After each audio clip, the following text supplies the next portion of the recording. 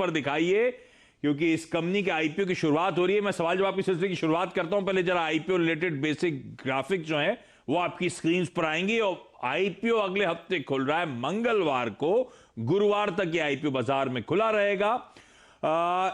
93 से 94 रुपीस पर शेयर का प्राइस बैंड है।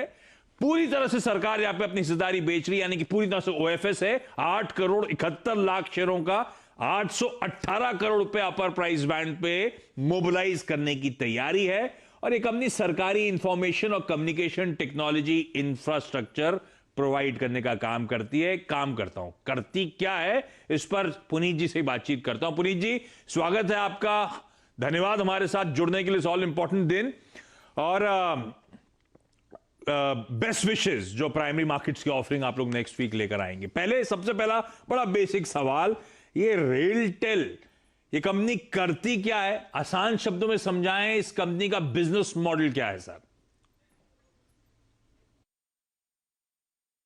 हाँ जी, धन्यवाद। देखिए, ये जो हमारा इशू आ रहा है, इसमें हम 8.71 करोड़ इक्विटी शेयर्स जो है हमने ऑफर किए हैं, जिनकी फेस वैल्यू 10 रुपीज है, और हम इनसे 819 करोड़ रुपया रेज करने की कोशिश कर रहे हैं। ये हमारा टारगेट है। अब ये जो हमारी कंपनी है, इसकी बहुत सारी खासियतें हैं, जिसकी वजह से हम इस उम्मीद से जा रहे हैं मार्केट में कि इसका रिस्पांस बहुत अच्छा होगा। हमें इंडियन रेलवेज के ट्रैक के आसपास का एक्सक्लूसिव राइट ऑफ वे है, यानी कि सिर्फ रेलटेल ही वहां पे फाइबर डाल सकता है और उसमें कोई फाइबर नहीं डाल सकता। हमारे पास इसके आसपास, ट्रैक के आसपास हमारे पास 59,000 plus kilometre optical fibre cable laid है, और 5900 प्लस स्टेशंस जो हैं हमारे रेलवे स्टेशंस, उनके ऊपर हमारी प्रेजेंस मौजूद है। हमारे पॉप्स है, हमारी पॉइंट ऑफ प्रेजेंस है, जहां से हम सर्विसेज सभी अपने कस्टमर्स को दे सकते हैं।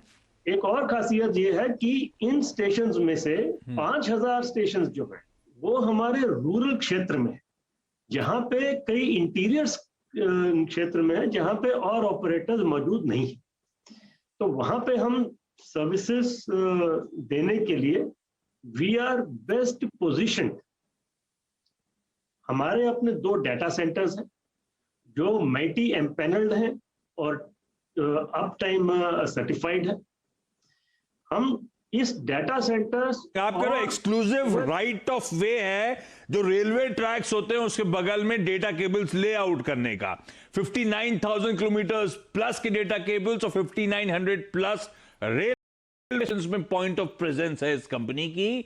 ये है रेलटेल की कहानी। और आप सबको याद होगा, रेलटेल दरअसल इस साल की शुरुआत जनवरी में, सबको आईपीओ का इंतजार था। फाइनली जनवरी खत्म होते ही आईपीओ के अनाउंसमेंट आज हो गया है, अगले हफ्ते शुरुआत होगी। अच्छा, ये जो पूरा पैसा चावला साहब उठाया जा रहा है, ये तो सरकार के पास जाएगा, कंपनी के पास कुछ आना नहीं है।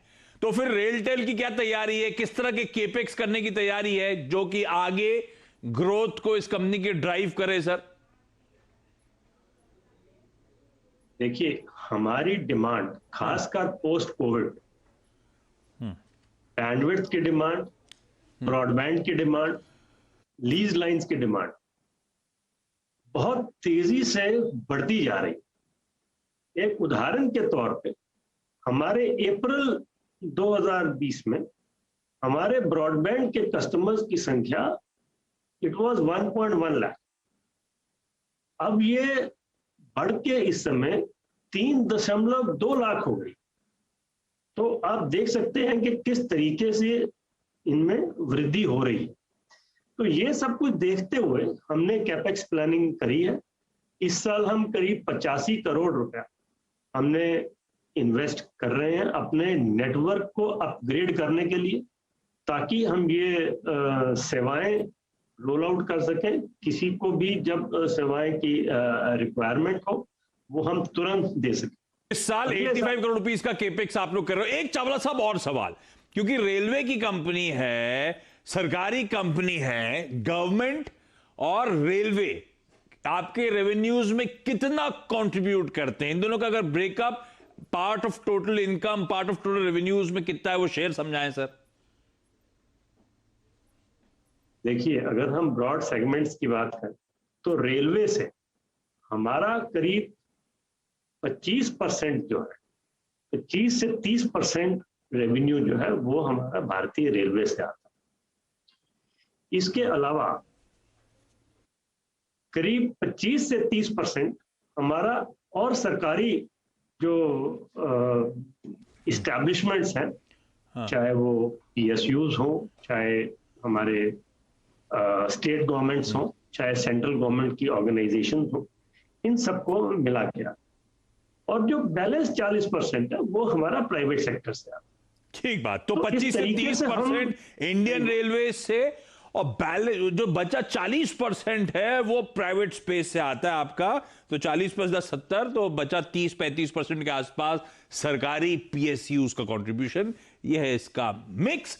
चावला सर, बेस्ट विशेस आपके इस पब्लिक ऑफरिंग के लिए, और जब लिस्टिंग का दिन होगा तब आपसे फिर से बातचीत करेंगे। तब दरअसल मैं फाइनेंशियल्स और उसके आगे का आउटलुक और ट्रैजेक्टरी पे फोकस करना चाहूंगा। लेकिन थैंक यू सो मच आज के दिन हमारे लिए वक्त निकालने के लिए।